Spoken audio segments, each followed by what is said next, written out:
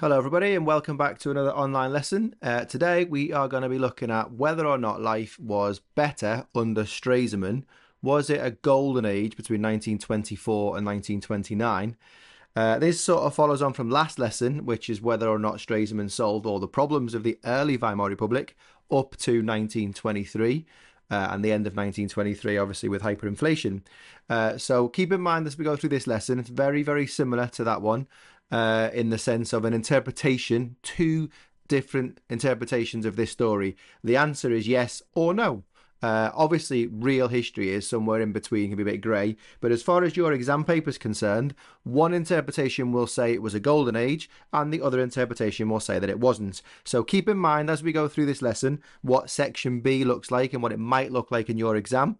If you're watching this as a quick revision video, just to recap the golden age, then that should be fairly straightforward. If you're watching this because you missed the lesson, you'll be getting more and more confident with section B as you go through the course. Okay, so remember section B, two-sided argument. Was it a golden age or was it not? Simple as that, really. It's important probably as well before we start this lesson to just remind ourselves a little bit about Stresemann's role. In 1923, we know he becomes Chancellor after Ebert stands down from that role. Ebert remains president until 1925 when he dies and is replaced by Hindenburg. Again, if you're watching this revision, you'll know all about Hindenburg, and if you're watching this for the first time, you'll learn about Hindenburg very, very soon. So Stresemann is Chancellor for a very short time, though, and very quickly becomes the foreign minister in the Weimar Republic, which obviously helps with his Dawes Plan and the League of Nations and organising better relations abroad. So that's kind of where the story is. So although we're saying was life under Stresemann really a golden age, what we're looking at is was life between 1924 and 1929, before the Wall Street crash, really a golden age? Okay, with that in mind, let's begin this lesson. All right, so that's the question, and we're going to focus today on women, working wages, housing, and culture. Culture is probably the most difficult bit of the whole story, really. Culture being the art, architecture, how a country sort of feels and looks is the culture of a country. What happened to women in the golden age, working wages and houses. Now, obviously, everything we talk about in this lesson, wherever you're making your notes, on a Google Doc, in your book, or whatever, is going to be under those two sides, good, bad, better or worse. Or in fact, maybe you say better or just the same, not better. All right, so they're the main focuses, and we'll start nice and easy with this table that's on the screen. You can pause the video and have a quick look at these things yourself, but they are essentially the contents of this lesson. If you have the sheet from Google Classroom because you missed the lesson, then just highlight on that. Otherwise, make some notes on the gist of what each box says and just decide for yourself whether you think they are positive or negative, better or worse. All right, so some of them are quite obviously better, more people going to university, unemployment going down, things like that. But it's important to sort of also caveat that with the idea that, okay, so unemployment went down from 2 million to 1.3 million, but 1.3 million is still quite high. And also, if you look at the last one on the women column, that 112 women have been elected into the Reichstag by 1932. That's brilliant. In one view, women are being elected into parliament to represent. But on the flip side of that, if we talk about this grey area of sort of making judgments, only 10% of women were in parliament. You know, about 50% of the country are women. So the representation isn't there, is it? But you could say it's progress. It's better than perhaps it was, and things like that. So it's really important before we go through the lesson that you just take the time to pause it, read yourself through these boxes, and just decide, are they good or bad, or positive or negative for you? Because they will, of course, inform what you write in the 20-mark essay. If when you're doing paragraph 1, which is going to say perhaps that it was a golden age, you're going to need to include some knowledge, aren't you? Some facts. And that's what this table does for us. And we're essentially talking about all of these things as we go through the lesson anyway, in a bit more detail. So do that bit first, really, really clearly have your good, bad, whatever, progress or not progress, and then we'll build on that as we go through the lesson. Okay, so some context before we get going, just to remind you a little bit about the Stresemann, did he solve the problems, and where we are in Germany by the time he becomes Chancellor. So improvements so far that we've seen in last lesson with Stresemann and Dawes Plan and solving hyperinflation and all of those things, we know, don't we, that they're all reliant on US money. So loans from America, the Dawes Plan in particular, and then later on in 1929, the Young Plan. Everything that's happening in Germany, business is improving, infrastructure, all of it is relying on American money. If they decide at any point, for any reason, they want their money back, then Germany could well be in a very sticky position. And obviously, Year 11's watching this before your revision, before your exams, you know that 1929, the Wall Street crash, happens, and that is exactly what America do. If you're watching this for the first time, you'll be learning about the Wall Street crash very, very soon. All right, so that is what the problem is. And Stresemmann himself talked about how Germany was dancing on a volcano. So he himself knows that he hasn't fully solved all the problems and he's left Germany in quite a vulnerable position. And also remember, this recovery, although it's there, it's fragile because the people who are the most important are the majority of people. And there are a majority of people in Germany who are angry still. Dolchstoss is still hanging on, even though Stresemann's bringing some pride back and a bit of stability. Those people who lost all their savings in hyperinflation, those middle classes who had more to lose during that, they're a little bit unhappy still with what's going on. So it's going to take a long time for them to feel maybe comfortable and happy with the Weimar Republic, but they're unhappy. So it's not going to take a lot to lose their support. And again, in 1929, we see that, and the middle classes play a huge part in the Nazis being elected. All right, so keep that in mind too, the backstory, as we go into this lesson. So we'll start with an exam question. We're always wanting to practice exam questions so that when you're sat in that hall, it's the easiest thing in the world because it's just another question. So this is a typical interpretation question. Remember our script you can see on the screen now. We say the view of interpretation 1 about life under Stresemmann. So the focus of the question is life under Stresemmann. It could be life in the Golden Age or whatever it could be. You have to make a decision about what does this interpretation think? What does this historian think? And then you back that up just picking out a quote that proves it. Okay, so really straightforward, but sometimes because they're so straightforward, we can be a little bit maybe less focused on it. So pause the video, go away and do your own, have a little read of it and see what you come up with yourself, and then come back and we'll see what I have written as an example. Just before you do go though, this interpretation is a little bit tricky because you could argue this is a positive and negative, one that suggests progress and one that doesn't. So you pause the video, have a little go with that and come back, and then we'll see what my example is and see if we're on a similar path. Okay, welcome back. So I think the view of interpretation 1 about life under Stresemmann is that living standards have improved. And I'm going to pick out a quote that says that. It says, working people actually improve their situation with better real wages and lower working hours. It doesn't get better than that, does it? More money, less work. So that's sort of my gist of it. But if you look at the second half of this paragraph, of this interpretation, it's a bit negative. It sort of indicates, doesn't it, that not everybody was happy. The middle classes, they're also feeling a little bit worried, a little bit vulnerable, because it seems like the people who are benefiting the most under Stresemann's policies are the poor, the working classes, which is probably a little bit similar, isn't it, to most countries where there's like a sort of left-wing party, is that taxes go up, don't they? More wealthy people pay taxes because the government is going to improve, I don't know, houses, education, hospitals, things like that. So that is a bit of a caveat to that one. So overall, I think it's a positive that most people are happier or life is slightly better. But in this particular interpretation, you could argue a little bit of both. And you're right. As long as when you do interpretation 2, which is the other one for this question, which will be question 3B in section B of the exam paper, it will be the opposite or something alternative. All right. So if you're saying this is fairly positive, then you need to make sure the other one is negative.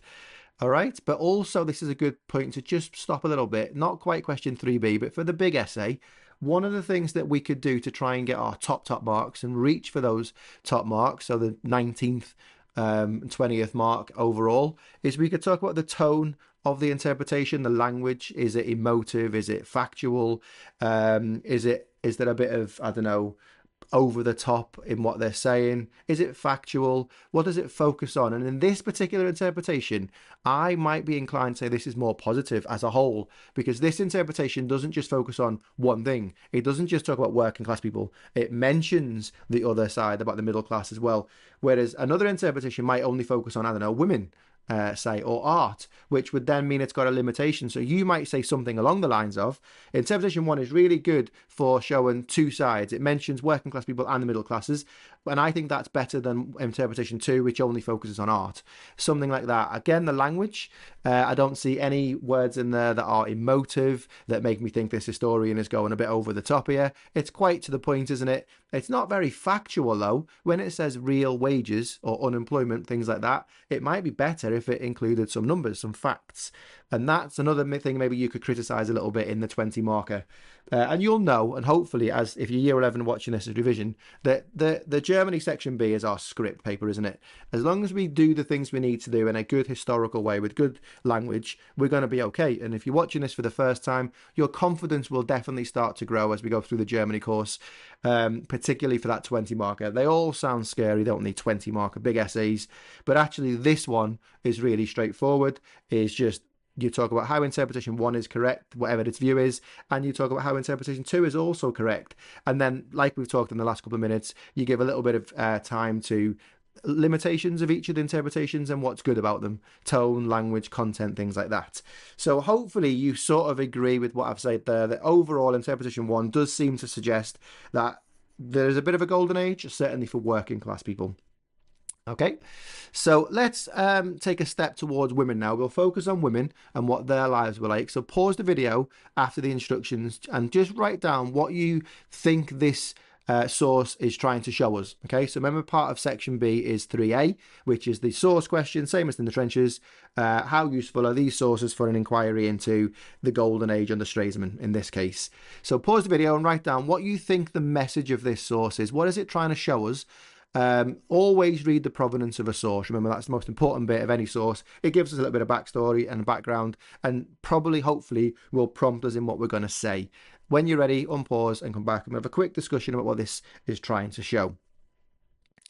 All right, welcome back. So this source to me is hopefully self-explanatory. The provenance talks about the women of today at the back and the women of the past in the foreground. Okay, so we've got two women. We've got the old woman of Germany before the war, the good old days, and we've got this new woman, and we can see some obvious differences. The older woman of the past, and we'll start using the word traditional, because that word is going to play its part as we go through the rest of this course. The rise of the Nazis, they call a lot on the traditional values, and you can see that in the world we're in today. A lot of what's happening politically in our country and in the USA and all over Europe really is there's a bit of a clamour at the moment for more traditional values, families, things like that. They feel like sort of people are getting a bit ahead of themselves and there's too much change. So there's a real call back for the traditional way of life. And you can see that in everything that we see today.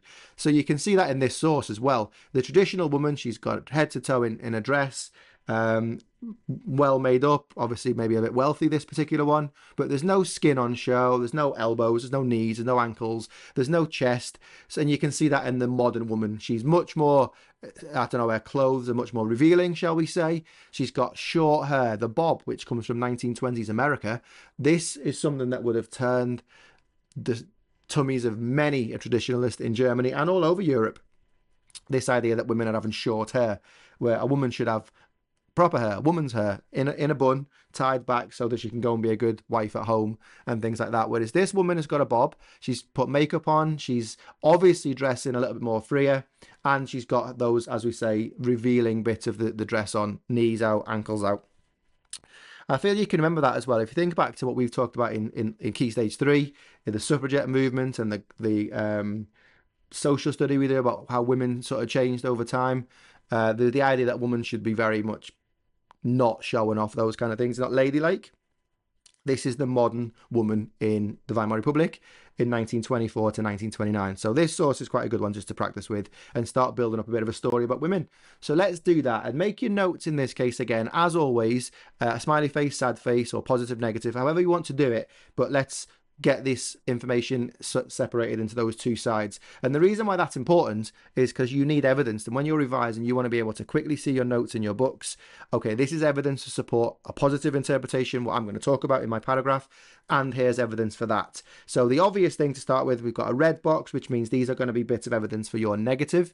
That would say that women's lives were not better in the Weimar Republic and the Golden Age. And we'll start with this fact that after the war, 75% of women were in work. And that's the same as in Britain, every other country in Europe, because the men were off in the trenches, weren't they? So the women had to step up. Once the war is over, though, By 1925, we can see that that's gone down to 36%. So you could infer from that that the women have been sent back home, back to being mum, wife, getting on with the housework and stuff. And she's had to give up her job that she had during the war. So that's a negative, definitely for me. Some women are not actually treated as the Constitution has said. This new Weimar Constitution that we've created talked about equality. I mean, women have got the vote. That's a good thing. But it talked about equality. But we can see examples here where that's not quite the case. 33% of women are paid, they're paid 33% less than men doing the same job. Now, we know that even today, we've still got this issue, haven't we, where women aren't paid the same as men for the same job. They're also expected to give up work when they get married. Few women are in high status jobs by 1933. So the Weimar Republic's been around for quite a while by now. Only 36 female judges. So you could argue they've got jobs. You've got a bit of independence and things like that, but they haven't got good high status jobs. Those labor intensive jobs as well, laundry, clothes making and all those kinds of things, they're still being expected to be done by women. Still a quite traditional view. And women have to combine this work with childcare. So a lot of them can't work because they have children. And that's also probably a good example of a negative. So by you writing down these notes, just pause the video if you need to, or rewind or go forward a little bit if you need to as well. We've got some good evidence here to support a paragraph that might say interpretation 1 mentions or refers to the negative that they did not have a better life, for example. And then you need a couple of these things that would back up the quotes that you pick from the interpretations. And similarly for the source question. Again, remember for our COP, this would be your own knowledge that would support the quote that you picked out. So let's flip over to the positive side. We've got a green box to give us some examples of how women in work, in the context of work, wasn't all bad though. So there are retail jobs, loads of retail jobs, part-time jobs in shops and things like that, and in offices. So women are able to go out and get themselves a little bit of their own money, a little bit of independence, so they can spend their money on whatever they want. And as we've seen already, probably on haircuts and clothes and makeup and things like that. So they've got their own money. It's not relying too much on the husband to give them money. And that gives them a little bit of freedom there as well. There's a bit more progress as far as jobs go. Maybe not so much those high status jobs, but in the liberal professions like education, there's more teachers, and in medicine and doctors and things like that. You can see a lovely fact there that it's doubled the amount of female doctors. And then, as we've talked about earlier, there's 112 women who've been elected by 1932, 10% of the country. I'm not overly happy with that as a real positive, but we'll go for it in this stance as progress. Okay, so 10% of the Reichstag of the government is women. Should be, to be really fair, should be about 50%. So before we move on, just make sure you've consolidated this bit, and it might be a good little task for you to do, especially if you're doing this for a revision. It's just pause the video and go and write a paragraph overall on how women's lives are better, and do one on how their lives weren't, and get really confident on that, because that essentially will become whatever you do for your 20 marker if that's the question in your exam. All right, and anything that's got these two-sided arguments, and in previous videos and in other videos on our website, there's a little half an hour chunk at the end of most lessons of a section B where it's an obvious section B where there are two sides. Just make sure before you go into your real exam for your Germany paper that you have practiced paragraphs for every interpretation and really just learn it, and that should be enough. The only obviously difference we need is we need to make sure we're including quotes, but they're in the paper. You just add them in to fit around what you know. All right, so there's a little bit of exam technique throughout this lesson as well, but just worry about the content of it for now, and that can help later on. So then we'll move on. So not necessarily women in work, but women in general. Just what was it like to be a woman 1924 to 1929 in this apparent golden age? So you could put a little subtitle of, say, women in general in the golden age, or the new woman of the 1920s, and there's some little characteristics going to pop up. Just write them down because they're easy, but they also formulate some of our backstory. Okay, so the first thing to be thinking about for these new women, let's call them new women, that's the sort of term in the textbook. They're young, they're unmarried, they're working, they're choosing not to get married, not to become mothers and wives, but they're choosing to work. A lot of them are moving from the countryside into the cities for the jobs, to be that independent woman, which is definitely contrary to how it's always been. And it's causing a few people to be a little bit upset by this. We've got the traditionalists who think that a young girl should be getting married as soon as possible and beginning her family. And we'll see that as we go through the story. That is one of the main things of the Nazi Party. And we can also see that they're buying with their own money from those jobs, clothes, and they're partying more. They're going out, they're drinking. This is very, very new. This is very much shocking to the grandmothers and the mothers of this period. They're like, obviously, you can imagine, disturbed by their daughter's behavior. All right. They're really not that bothered about having a family. And in fact, they're taking advantage of the sexual liberation. So, liberation is a really posh word for freedom or freedoms. So, basically, women and girls are having sex, they're sleeping around, they're partying, they're not finding one partner to marry very early and having a family. And that's the sort of gist of what we're saying, which is obviously bringing a little bit of disgust to families, especially the older relatives. They're smoking and they're drinking, but more importantly than that, and this is what's really key about this bit of the story, is they're going out unaccompanied. I know, the shock. A woman going out with her girlfriends, not with her man in tow. So these women are clearly far more independent. They have their financial independence as well from their little part-time jobs. And we've seen in that previous source, shorter hair, makeup, more jewellery and more revealing clothes. Now, all of this, to you watching this, especially if you are a young lady, none of it should bat an eyelid to us. This is normal. Girls working, buying clothes, wearing makeup, going out partying with their friends. It's perfectly normal, perfectly reasonable. Just remember, this was new and possibly a lot of people, those traditionalists, they really couldn't cope with it. They couldn't handle it. They couldn't stand it. They wanted to return to the traditional way of life where women do not behave like this. But also, keep a bit of backstory to us. The last 5 to 6 years has been pretty horrendous, hasn't it? If you were a sort of 5 or 6 or 7-year-old, or maybe even a young teenager at the end of World War One, those last few years have been really difficult. So I'm not surprised that you are just having fun now and making up for your maybe lost childhood. And if you were a later teenager in those years and now you're a young woman and you're a bit free, I can see why you take advantage of this. But the point is, in the golden age of the Weimar Republic, this was allowed, it was encouraged, it was acceptable. Obviously, the dissenting voices in the corner, they're always going to whinge about something, aren't they? Okay, so women generally with work, we've seen, have a little practice of this interpretation. We're not going to do a model answer of it, but just you practice. The more we practice this, the easier it'll be. You'll just be doing it in your sleep, really. So 3B again, what is the view of this interpretation about women? And then have a practice. The script, remember, the view of interpretation 2 about the role of women or something is, I can tell this because it says. If you want to get it checked by your teachers, anything that you write, just send us an email or bring it in and show us in class. Just ask them what they think, but just get used to the script, okay? What is interesting, we're going to do a little look at interpretation 3 shortly after this, straight away.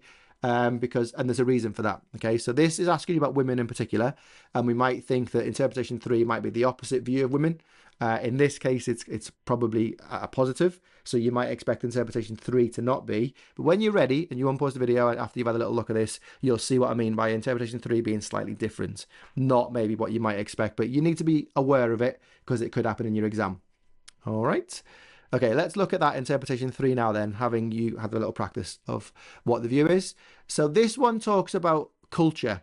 Now, the reason why I'm trying to say to you to be careful is interpretation 3 is not about women in work, although the topic is what we're currently focusing on this part of the lesson.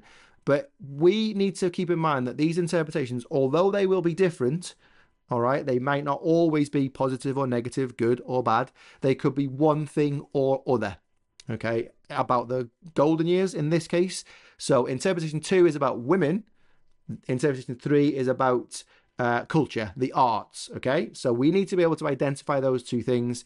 And then when we say for 3C why they're different, well, we can see that we're going to say, aren't they, that they're based on different sources, but they have a different focus also. It is something to think about there as well. So this interpretation is saying that the arts and the culture was a good thing, apart from obviously the odd person complaining. So we've got two interpretations that are positive, but the point I'm trying to make to you is, as we're watching this, especially if you're revising, that interpretations won't always be good or bad. They could be one thing or other, and this is a good example of that to practice. Okay. Right, let's move on now to Weimar culture. So culture being the arts, architecture, the music. So the culture of Britain, obviously we drink tea, we have castles and we tut and we queue and things like that. The culture of Americans, they're very passionate about their country, aren't they? Things like that. Each country's got their own culture, things that identify or represent that country. So The German culture has always been a Kaiser, strong empire, all those things, women getting married, family unit. And I'm sure you can work out what we're going to see now is that the new Weimar culture is the complete opposite of that. So we'll start with our context again, that the Kaiser's gone. Those old stuffy days of a man telling you what to do, and if you didn't, you got in trouble, they're gone. There's a freedom in the air. There's a liberation. There's a time where people are willing to push boundaries. Women, young people, boys, everything is pushing the boundaries in Germany, in the Weimar Republic in these years, none more so than Berlin. It becomes the capital. Basically, the whole world focuses on Berlin as the place to be. This is exciting times to be alive in 1920s Berlin. So this freedom of expression is being encouraged. The Weimar Republic says it, the government says it, the Chancellor says it, Stresemmann says it. Criticise. This is democracy. Democracy is all about you letting us know how you feel. And there's a massive explosion of creativity in every field that you can imagine. If you're an art student or history of art students, you're just interested in art, you'll understand a little bit more of the next few minutes of this lesson. You'll understand people like who Brecht are. And then this bit is a bit of one of those things that even today causes a bit of a split. Nightlife boomed, especially in Berlin. Cabaret grew, which is essentially shows of drag queens, men dressing up as women, very sexualized. And a lot of people today are maybe repulsed by that. They wouldn't dare go to a drag show. But you know, it's quite common now. You've got in our society, they've got RuPaul's Drag Race and things like that. It's much more common now. No one really is upset or shocked by it. Some people may not like it, but they're not shocked by it anymore. But back in the 1920s, it was shocking. But it was about expression, wasn't it? It was about people pushing their boundaries. And so the cabaret scene grew in Berlin, and people coming from all over the world to the cabaret scene. Now, there is a movie called Cabaret. It's a bit of an old film. It might take a bit of time to get into it if you can watch it. It'll be easy to find, especially like £2 or £3 on Amazon, if not on YouTube. Which is basically a good film to watch because it will show you what life was like in this period. So the topic we're on about, life in, the Weimar Republic 1924 to 29, the whole film Cabaret shows what it was like, and it also shows you the negative response to it as well. So actually, it's a really brilliant film for revision. It's just a bit odd, and you might find some bits of it a little bit disturbing. So this is the culture that we're in. We're pushing boundaries, pushing what we've always believed in. It's an exciting time to be alive, I think, is what people might say. But of course, you've got people on the other side, the traditionalists, who just do not like it one tiny little bit. All right. However, das ist nicht gut. That is not good. We've got Angry Cat here showing us that for every one thing we talk about in this Germany course, we always remember that on the other side, there's another opinion. So in the broad scheme of things, while most people are embracing New Germany and certainly New Berlin, many Germans, especially men, are not liking it. They are feeling threatened. Their role in society is being undermined by women in jobs and independence. Their role as the powerhouse of the country, the patriarchy, is being challenged. They don't like it. They do not like it at all. They want their women at home. They want their women subservient. And there's a lot of people who think like that. The right wing, extreme right wing, it's a traditionalist view, isn't it? And that's the same in our country today. There's a bit of a call for it again today and in America currently, for the idea of more traditional values. So that's a negative that many Germans, especially men, don't like it. But some women don't like it either. And we'll talk about those shortly. Okay. So the idea of motherhood, family, and good housekeeping is just a very normal idea at the time. This is what you should be focusing on. This is what your granny did. This is what your mother did. You should be doing it as well. So there's that element of negative. And there is some factual evidence that we could bring in and we could talk about. Even if you forget the numbers, you could still say this is a really, really good fact. In this period, the birth rate has fallen by 38%. That's a huge amount of women and babies not being born. And of course, as we know, and if you're a geographer, you'll especially know that countries need a birth rate. We need people to be born, to grow up and work, and then they replace the older people and things like that. So if the birth rate is down, countries are in a bit of trouble. So the fact that these women are choosing to work and have their own life and party and all the rest of it and not have kids is affecting Germany. And also the divorce rate has risen by 50%. That's not really to do with the Weimar Republic. If you remember in our school, the social study, we talked about that, didn't we? As we went through the 20th century, divorce laws changed. Women were able to say no, they didn't want to stay in relationships, especially if they were abusive. But the idea is, if you want to use that slant, is that the traditional way of life, the moral code, if you like, of a country, of a society, the Nazis and the traditionalists will use this evidence that you can see on the screen right now to say that life is not good. In fact, it's terrible. So let's think about how society looks at all of this going on. Now, we're going to sort of, if you like, we've delved into jobs and life for women and the kind of things that women are doing. So let's go even deeper now into this and look at society as a whole. How are they feeling about the golden age, this time of boom and of money, remember American money, but still money's flying through Germany, and all this new idea of art and culture and all sorts. What's people really thinking on the streets? So we'll have one side, positives, as always, and we can see this side's going to be the good side because it's green, or the positive. That some women felt liberated by this. They felt freed. They felt able to all of a sudden be able to be the kind of woman or girl that they wanted to be. The one that they grew up as little girls thinking they could never be, because they didn't want to be a wife. They didn't want to be married early and having loads of kids. So now they suddenly get to an age where the world has changed for them. Post-war, Stresemann's years, everything's going well. They feel excited by this. Also, as today, many men support this idea of changing roles for women. They're happy for women to get a bit more equality, a bit more independence. Just the modern man, I guess. Some men even encouraged it. Okay, so they encourage women to go and get that job, go and play that part, go and do you, be happy. And that's obviously a sign of a good society, isn't it, where everyone encourages each other. So there's some positives about society as a whole, generally, but then the negatives. And this is about the girls here, the ladies. Some of them felt scared by the expectations. Now, this is something that you can all relate to watching this as students, boys and girls. The world that you live in, the social media world, the expectations and how you're supposed to look and how you're supposed to behave, and the things that you're supposed to have done by certain ages, and wearing makeup and all those things that you're supposed to do to fit in and not stand out and not be bullied. It's a high pressure. It's hard being a teenager today. So you really do understand what that point there is, that society, some people felt they were scared. They didn't want to necessarily be doing these new things. They just weren't ready, but they felt that society was saying, oh, why are you not coming out partying? Why are you not drinking? Why have you not cut your hair? Things like that. So they felt scared by the new expectations. And again, as I say, you can totally understand that, both boys and girls. So you can relate a little bit.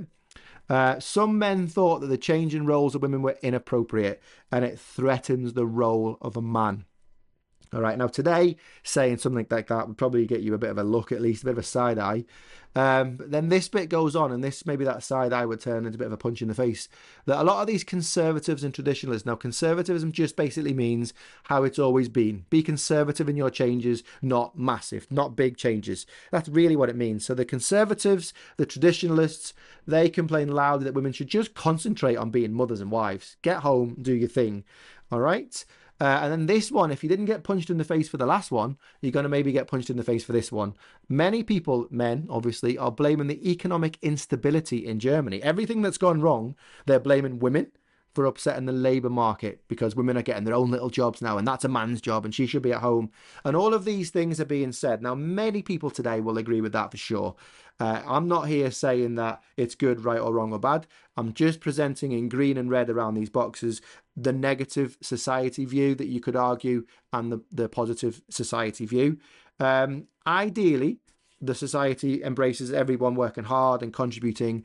The idea that saying one person shouldn't be able to do something, that kind of, for me, and I will go on a bit of a mast and say that that's not really appropriate, except I do respect people's views and their opinions. And that's why history is so interesting, isn't it? Because it really does allow for all of these conversations and all these opinions to be there and to be allowed to be there, which makes the world better. Because if everyone thought the same, it would be pretty dull. All right, but this little bit here, while it's getting a bit close to being real life, I'm just trying to bring it home to be a bit more relatable to you to understand what society was thinking at the time. Just like society today is very, very split at the moment, isn't it? You seem to be one or the other at the moment. So generally speaking, society is split on the new Weimar Republic. There are far more people embracing it, but there's that strong voice, that strong conservative traditional view, and lots of traditional women as well. They want to be at home being a wife. And I suppose the difference there is today, if you choose to be a housewife or house husband, it's different. It's a choice. You're not being forced to do it. But there's a large voice in the Weimar Republic, especially the Nazis. And that's one of the things that they're going to use in their propaganda for the election of 1932, is they're going to say that they will bring back traditional values. And that all those people that you can see on the screen here with the red boxes, they're going to vote for the Nazis straight away because that is exactly what they believe in. So that's one way that they're going to get their votes. Okay, so a little sidestep now, same topic, the Weimar years, the golden years, but instead of looking at women, we're going to look at the art of the period, okay? So just look at these two pictures, pause the video, and just write down what they make you think, okay? They're both by an artist called Otto Dix. Are they positive? Are they negative? When you've written down some thoughts, unpause the video, come back, we'll have a very quick chat, and we'll move on through the rest of the lesson. Okay, welcome back. So hopefully you've picked out the obvious things. In the first picture, we've got a soldier. He's got crutches. He looks a bit of an invalid. He looks like he's injured. We can see that he's about to maybe try and step over some homeless people, maybe some poor people, or maybe even dead people in the street. But he is currently being blocked off by this lady or this man, maybe dressed as a woman, a drag queen, through the streets of Berlin. You can see just to the left as well, a little bit of shifty behavior, I think, behind the bricks. Perhaps people having sex or something in the darkness of the street. This is what this guy fought for in the trenches of World War One. Look at him, he's come home, he's injured, and this is his new country. This is Berlin. This is not what he wanted. So this painting by Otto Dix is really critical of the Weimar years. And the second painting, we can see again, there's a lot of clubbing, partying, music, drinking, and we'll introduce the word androgynous to you now. You may have heard that word already. The idea of not man or woman. So we can see the drag queens. We've talked about that as the cabaret has grown, but androgynous people. All right. And all of this is fine if you are with the times and you're modern and you're going forward. But if you are a traditionalist, this kind of stuff is freaking you out. You hate it, don't you? Just like today, people will absolutely be disgusted by, I don't know, any drag show or things like that. So that's what this is showing. But the point here is, folks, that in the Weimar Republic, it's saying no to the old days. The shackles are off. We're going forward. This is our whole new world. But despite the fact that you might be surprised that this is criticising the government, that's the point. They're allowed to encourage, they're encouraged to criticise the government. That's the whole idea of this new culture, which is why people are embracing it, because you've got people who love Stresemmann and the golden years, and as we say, people who won't, but both are allowed to criticise or praise publicly without getting in trouble. That in itself is a far cry from the old days. So that's partly why people are like, oh, this is a bit weird. I don't like it, but I can paint this painting and not get in trouble for it. And of course, there's art for the other side as well. Just really fascinating. A little insight, as much as we can do in one lesson, into what it was like to live in this period. Just have a quick pause and read these terms of art. If you are an artist, you'll know them already. Objectivism, modernism, and expressionism. These are the things that we're talking about as we go through and look at a couple of examples of art now in the Weimar Republic. When you've read them and you've got a bit of an idea what they are, just for the next bit so you'll understand. It's not going to be an art exam because we're not an art exam, but it'll help you understand what's going on. So this painting is another one of those paintings. Again, pause the video, write down a few things that you can see, and when you're ready, come back and we'll have a very quick talk, and I'm sure we pick up the same things. Right, so hopefully you picked up, we've got a woman who's cut her hair, she's got that short hair, she's got makeup, a little bit extreme. The eyeglass is quite, I don't know, different, isn't it, than a traditional lady might have. She's got her stocking on her legs sort of rolling down, knees out. She's smoking, she's drinking, she's got a packet of fags on the table, and she's out alone. She's not accompanied by her husband. Maybe her girlfriends have gone to get drinks, or maybe she's just out on her own because she can. So we can decide, you can decide, is this positive or negative? Does this show a good thing? But the fact is, she's out there, she's doing this, and someone's painted this as a bit of an interpretation of what it's like to be a woman in the golden years, right? So it's up to you how you see that. And it's fascinating because it could be seen many different ways. So then we think about this. This is a painting called A Grey Day. So this is 1921. This is before the golden age, if you like. This is in those tough times after the war.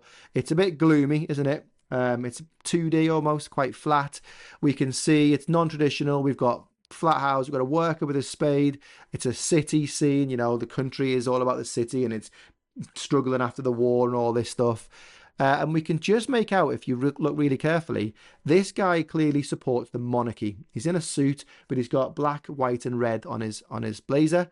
That's the old flag, the nationalist flag, the monarchy flag. Obviously now Germany is black, red, and orange, the Weimar Republic. So that is what that's sort of harking back to, using a bit of expressionism, a type of art, as you've just read the definition of it. And now this person skulking behind the bollard. In 1921, a little bit of negativity and animosity. It could be a Jew or it could be a politician.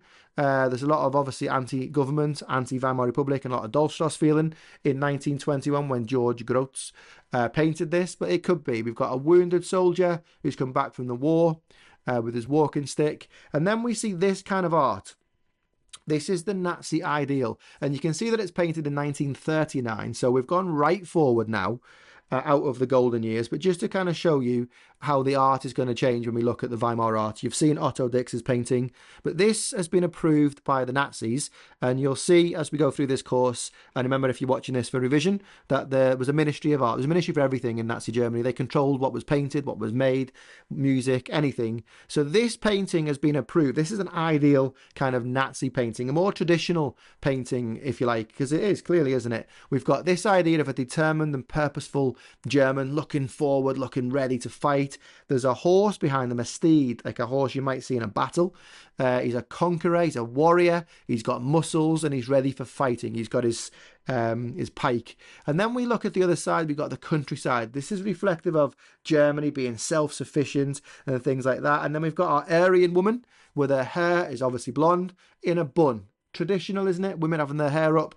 And then we can see that she's dependent on the man, not an independent woman like we've seen in the early middle Weimar years, the golden age. This woman she's obsessed with him. She's draped herself all over him. He can't move for her. She's dependent on him. And that's the idea the Nazis want to get across. And she's obviously very maternal. There's this idea, biologically, I think, that a larger lady is better for childbirth. For rearing children and many children, as the Nazis want to have. So that's an idea. This painting will have been approved before it was painted by the artist, by the Nazi Party. All right, so we can see the differences here, can't we? And then we'll think a little bit now about some architecture. So the buildings that are going on around. If you are an art student, you may have heard of the Bauhaus movement. Maybe when you get older, you might be into your interior design. This is one of the more popular types of interior design, even today. If you go on Amazon or eBay or anything, you search for Bauhaus, you'll get all sorts of products that come in the Bauhaus style. This was a new style that came in the Weimar Republic in the golden years. It represents modernism. All right, so we talk a lot about modern art and things like that. Bauhaus just means modern. It rejects the old traditional style of pillars and bollards and things like that in the old buildings. This is about straight lines. It's practical. It works. It fits together, and it just looks nice. All right, anything from buildings, windows, chairs, desk lamps. You could do your whole house in a Bauhaus style if you wanted to, and people pay a lot of money to have the Bauhaus effect.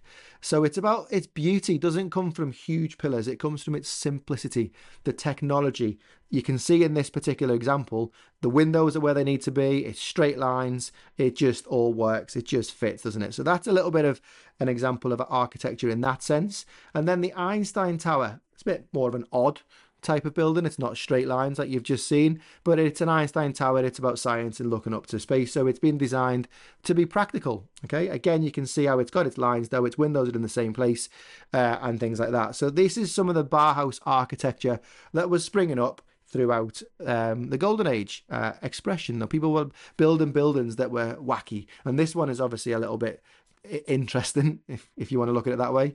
I'm sure you can work out what I mean, and that's done on purpose. That's done by design to push limits, to push boundaries a little bit, and to get people talking just a little bit.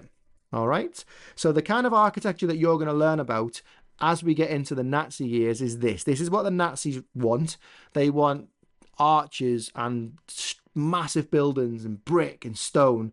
They actually use the term power and permanence.